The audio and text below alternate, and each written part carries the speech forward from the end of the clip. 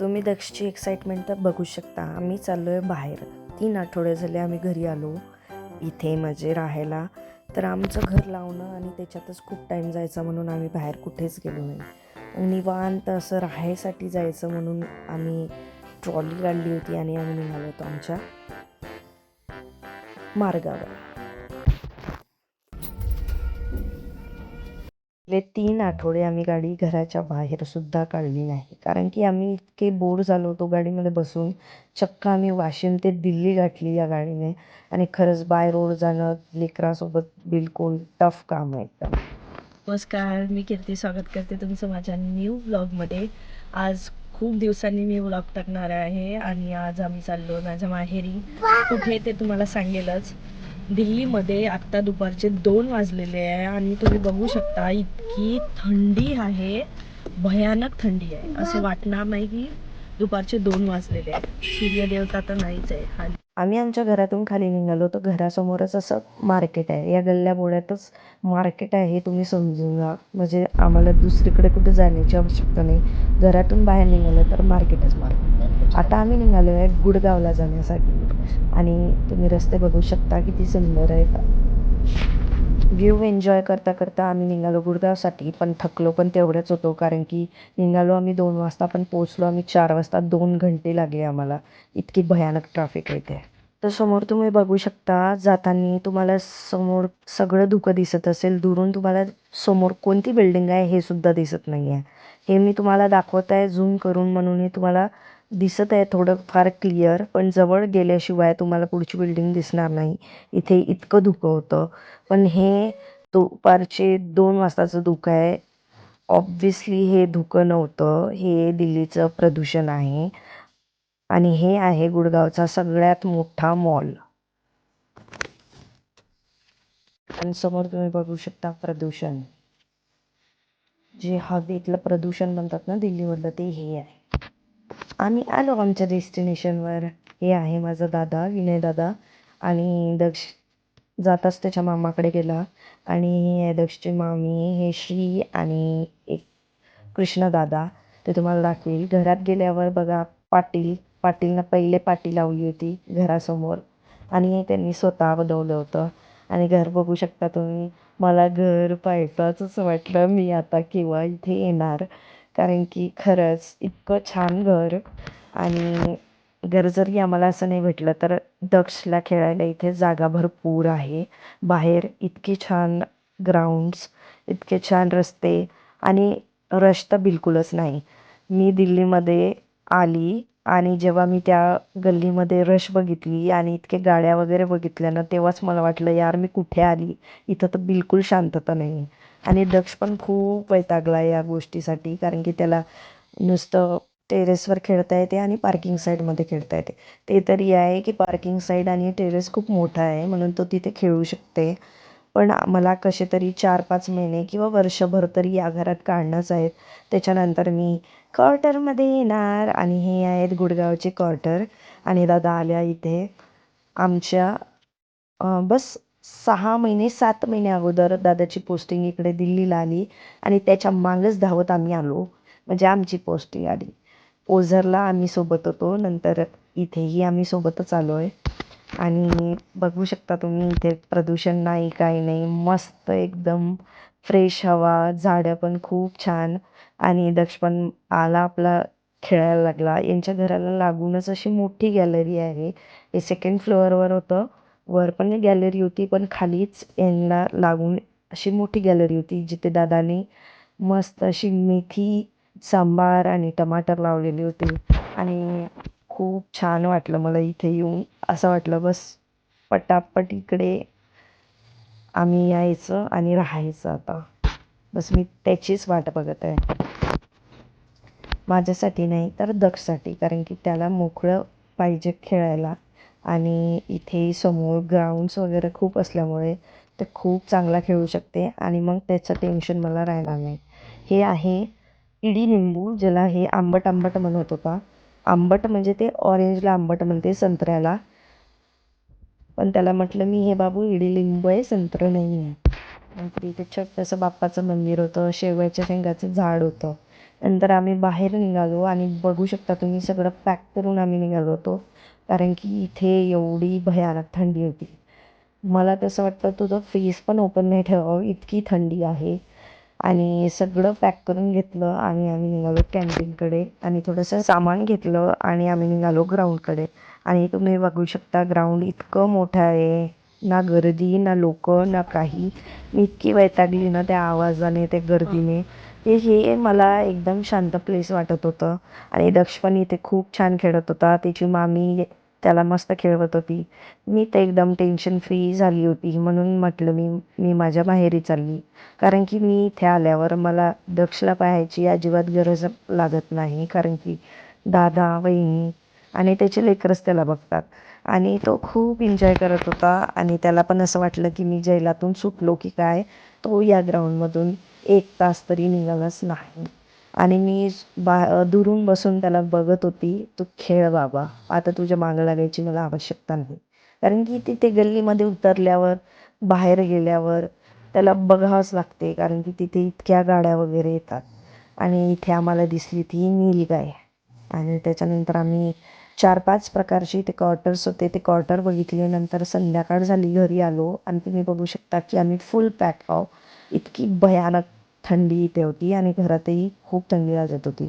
त्याच्यानंतर आम्ही स्वयंपाकाला लागलो आणि वहिनीने सगळं स्वयंपाक केला. मी थोडेसे कांदे वगैरे चिरू लागले, दादा पण इथे हेल्प करत होता. आणि असं बोलत वगैरे मस्ती मजाक करत आणि असा आम्ही आमचा स्वयंपाक तयार केला. बोलण्याहून जास्त तुम्हाला या व्हिडिओजमध्ये जास्तीत जास्त गझल आणि शायरी ऐकू येतील, कारण की माझा दादा कविता लिहितो, शायरी लिहितो, गझल लिहितो आणि तो म्हणतो सुद्धा. आणि त्याचं इंस्टाग्रामवर पेज पण आहे विनय पाटील म्हणून, तुम्ही त्याला फॉलो करा. आणि खूप छान छान गझलसुद्धा आहे. मग त्याच्यानंतर वहिनीने इकडे स्वयंपाकाची तयारी केली. मी इकडे आमच्यासाठी चटरपटर खायला थोडीशी कुरकुऱ्याची भेळ केली. दक्ष शांत निवांत झोपलेला होता, म्हणून मी एवढी फ्री होती हे करायला. छान हे कुरकुरेवाली भेळ केली. दादाने आणि रावने इथे शेकोटी पेटवली आणि खरंच थंडीगार हवा होती आणि त्या हवेमध्ये हे शेकसुद्धा आम्हाला कमी वाटत होता. त्यानंतर आम्ही आमची कुरकुरेवाली भेळ एन्जॉय करत करत व्हिडिओज काढत, फोटोज काढत, असे गप्पा गोष्टी करत खूप एन्जॉय केला आम्ही. आणि थोडंसं टेन्शन दूर झालं आल्यापासून. इथे आल्यावर थोडं भारी वाटलं. त्रास थंडीचा कसाही संपवू आपण, त्रास थंडीचा कसाही संपवू आपण, एकमेकांना हवे तर पांघरू आपण, एकमेकांना हवे तर पांघरू आपण. बाबू खायला आलेलं आहे बरं इथे. मला माहिती आहे. हा पाप पुण्याचा एक. तुम्ही तर खात हे बघा आला दुवा माझ्याकडे. तू जरी तक्रार केली लाखदा त्याची, तू जरी तक्रार केली लाखदा त्याची, ही व्यवस्था वाटते त्याच्याच बापाची, ही व्यवस्था वाटते त्याच्याच बापाची. द्वेष सोडा देश जर टिकवायचा आहे, द्वेष सोडा देश जर टिकवायचा आहे, थांबवा दंगल अगोदर जात धर्माची, थांबवा दंगल अगोदर जात धर्माची. आणि हा तो शेर आहे की ठेवला आजन्म मी विश्वास कर्मावर, ठेवला आजन्म मी विश्वास कर्मावर, तू नको सांगू कहाणी पाप पुण्याची, तू नको सांगू कहाणी पाप पुण्याची. आणि हा शेतकऱ्यांना समर्पित शेर आहे की तू नको सांगू कहाणी पाप पुण्याची, जेवढा मजुरीत माझा खर्च झालेला, जेवढा मजुरीत माझा खर्च झालेला, तेवढी किंमत नसावी शेतमालाची, तेवढी किंमत नसावी शेतमालाची. आणि हा माझा आवडतीचा शेर आहे या गझलेमधला पुढचा शेर की तेवढी किंमत नसावी शेतमालाची, आणि व्याज दे अथवा मुलीला धाड वाड्यावर, व्याज दे अथवा मुलीला धाड वाड्यावर, अट अशी निर्व्याज होती सावकाराची, अट अशी निर्व्याज होती सावकाराची. जय Hind. Hello everyone, my name is Kartik and my today's topic is my country. So let's start. My country name is India. India has 28 states. Many caste of people live in India. India is famous for its culture and traditions. India's national flag have three colors: saffron, green, and white. India's Prime Minister name is Narendra Modi. The capital of India is New Delhi. India is a very beautiful country. I love my country and I'm proud of my country. Thank you and have a nice day. विनयदादाचं शेर ऐकून झाल्यानंतर श्री पण म्हटला की मला पण speech द्यायची आहे इंग्लिशमध्ये. म्हटलं तू पण देऊन टाक. त्याच्यानंतर पवारदादा आणि या वहिनी आम्हाला जॉईन केलं आणि यांना मी फर्स्ट टाईम भेटली, पण मला वाटलं नाही फर्स्ट टाईम भेटली म्हणून. छान टाईम स्पेंड करून हे पण लवकर चालले गेले. मग आम्ही आमचं एन्जॉय केलं. धमाल मस्ती केली, खूप रील्स काढल्या आणि जेवण केलं मस्त. खूप छान असा दिवस आमचा गेला इथे आणि आज आम्ही इथेच थांबणार आहोत आणि आम्ही इथे झोपणार आहोत आणि बाकी सगळे बॉईज इकडे.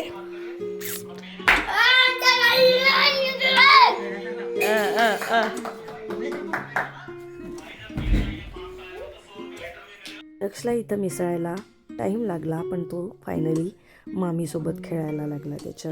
जेव्हा ते ओझरमध्ये होते तेव्हा दक्ष फक्त 1 वर्षाचा होता आणि त्याचा वाढदिवस करूनच ते इकडे दिल्लीला आले होते.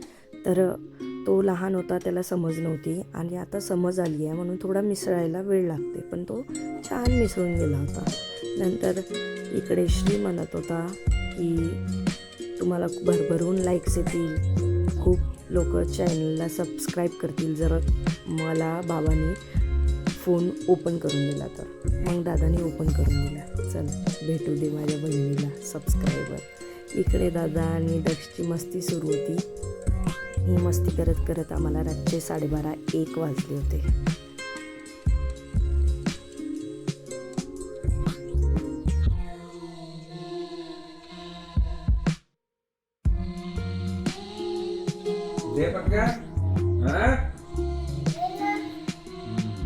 तुला समजून घ्या, तुला नाही म्हणत दादा. रात्रीचे 2 वाजवले दक्षने. खरंच इथे झोपायला त्याला खूप वेळ लागला आणि उठलो आम्ही सकाळी. हे सकाळचा व्हिडिओ आहे आणि बघू शकता कृष्णा हा जो तुम्हाला व्हिडिओमध्ये आत्तापर्यंत दिसला नाही पण आता दिसला. नंतर वहिनीने लागले सकाळी स्वयंपाक करायला सुरुवात केली आणि आमच्यासाठी चहा बनवला आणि मग आम्ही मस्त गरमागरम थंडीमध्ये, एवढ्या थंडीमध्ये गरमागरम असा चहा पिला. आणि यांची पण सकाळी सकाळी मस्ती सुरू झाली. इथून निघायची बिलकुल इच्छा होत नव्हती, पण आम्हाला सकाळीच इथून निघायचं होतं कारण की सकाळी सकाळी जाताना ट्रॅफिक लागणार नाही म्हणून घरी जाऊन पण आम्हाला दुसऱ्या दिवशीची तयारी करायची होती. पण छान आम्ही आमचं गरमागरम चहा, ब्रेड, बिस्किट एन्जॉय केलं. गझल अंकवाली सकाळी सकाळी तुझी याद आली. सकाळी सकाळी गझल अंकवाली सकाळी सकाळी तुझी याद आली. सकाळी सकाळी अंकवाली सकाळी सकाळी तुझी याद आली. सकाळी सकाळी जरी रात सरली नको दार उघडू. जरी रात सरली नको दार उघडू. जरी रात सरली नको दार उघडू. कुठे तू निघाली सकाळी सकाळी गझल अंकवाली. सकाळी सकाळी तुझी याद आली. सकाळी सकाळी. सकाळी सकाळी यांना कोणाची याद आली काय माहिती, वहिनीलाच सांगावंच लागणार. या यादमध्ये गझल कवाली सकाळी सकाळी गाऊनच टाकली. मग नंतर आम्ही बाहेर आलो आणि व्ह्यू बघू शकता तुम्ही किती खास होता. हिरवंगार असं वातावरण. रात्री एवढं आम्हाला दिसलं नाही आणि बघू शकता तुम्ही गॅलरीमध्ये खूप छान व्ह्यू होतं आणि इथे खूप सारे मिठ्ठू होते जे आवाज करत होते. एकदम फ्रेश जसं मला आवडते निसर्गात राहणं तसंच काहीतरी हे होतं. नंतर आम्ही मोर पण बघितला आणि हे मिठ्ठू बघू शकता तुम्ही. इथे हिरव्या याच्यात तुम्हाला दिसणार नाही पण आहेत इथे मिठ्ठू.